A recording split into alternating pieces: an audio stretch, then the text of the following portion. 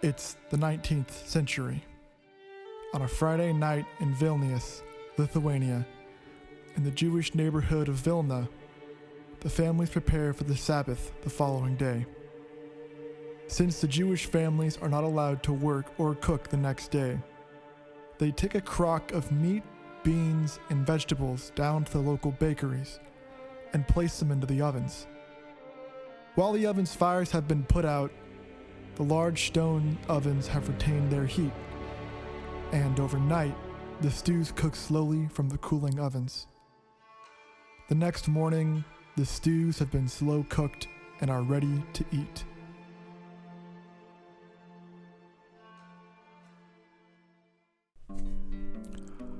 What's up, nerds, losers?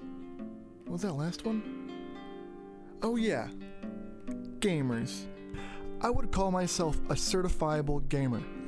I know what gamers want, and I know that one thing a gamer needs is fuel. No, I'm talking about this kind of game fuel. I'm talking about the fuel that goes down your body, down your gullet, into your tummy, and it actually won't kill you at like 30. Of course, I'm talking about food, dummy! Gather around, little gamers and gamettes. I'm gonna tell you a story that's as old as time. It's a cold November morning. Today's the day Black Ops 6 is going to be released. You grab a breakfast of donuts and Red Bull. But wait, how are you going to eat dinner that night if you're gonna game all day? Then, in the cupboard that you never go into, you see it. The Crock-Pot. You throw open the Crock-Pot lid. You put in the recommended amount of water. You put in 3 packs of ramen. You put in a couple of the old hot dogs you had from last week. And then you put in some of the carrots that you bought like 3 or 4 years ago when you were sort of dating that one girl you're gonna make dinner for. You should probably call her back, dude. You put the lid back on, you crank that baby on, and you get gaming. And then, 12 hours later, when you've gamed so hard, you've worked up such an appetite, you throw open that lid and what's waiting for you? A Crock-Pot meal. But while you're gaming that night, you can't help but wonder, who came up with such a fantastic device? It must have been a god. It must have been Prometheus himself. He came down from the heavens, and after giving us fire, he turned around and gave us the Crock-Pot. Well, my friends, I'm here today to tell you the tale of the Crock-Pot.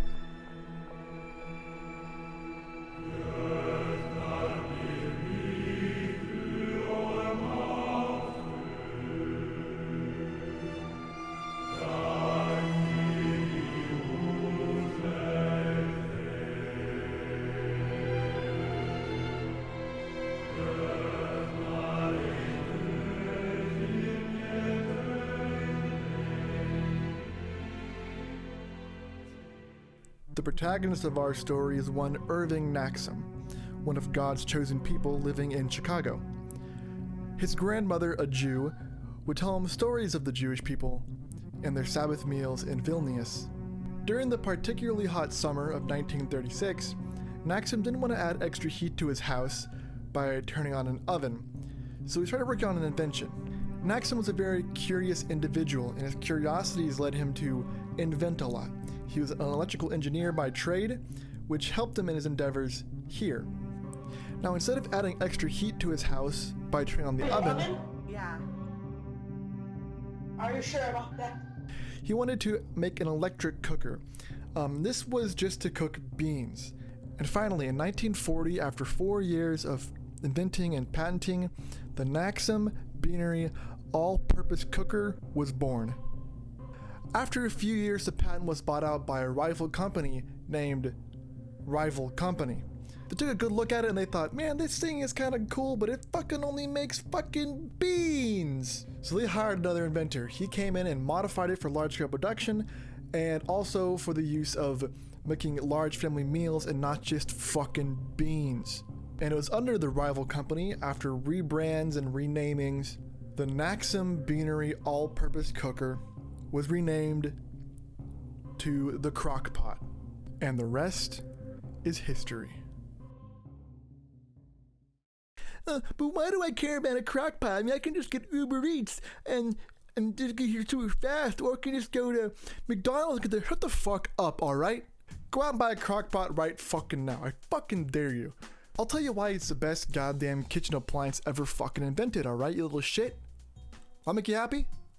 During the formative years of the late 1900s, things were changing very rapidly. The divorce rate is rising, which means there are more single-parent households, and women are going out to work more often. The traditional model of man goes to work, woman stays home to cook, clean, raise children is falling by the wayside very rapidly. And this is where the Crock-Pot wiggles its way in. You see, it's a lot easier if you're going to work, school, or both to, before you go to work in the morning, if you put some ingredients in a pot, turn it on, you go out, come back later in the evening, and you have a meal ready to eat, tastes fucking good, and is no hassle, easy to clean afterwards, easy to store, all around a good deal. And that's what the Crock-Pot's market is, you fucking jabroni. Cheap, easy, convenient, and pretty fucking tasty if I do say so myself. I mean, there are thousands of recipes if you wanted to look some up. I mean, go online. Go to like the Food Network. Or like Bon Appetit or something. But most importantly, the Crock-Pot is more useful now than ever. You want to have a fucking 15-hour gaming marathon? Why, yes, I do. Well, you're in fucking luck, kid. All I gotta do is throw in some ramen, some donuts, Red Bull, like water or something. Yeah. Pop that lid on, turn it on. You game for 15 fucking hours straight. Guess what? You got a meal already, kid. Got a meal already, kid. And there it is, gamers. The best gaming device ever created for your fuel needs. Second only, maybe, to the Mountain Dew game fuel. Like, what do you want from me, dude? It's got the gamer grip tape. It's got like the top that you don't like pop open. You pop it and like pull it back. It's got gamer grip tape, so you never fucking up. For the respawns, you're still trying desperately to avoid. Tastes like loser tears. Tastes like berry-flavored wind sauce.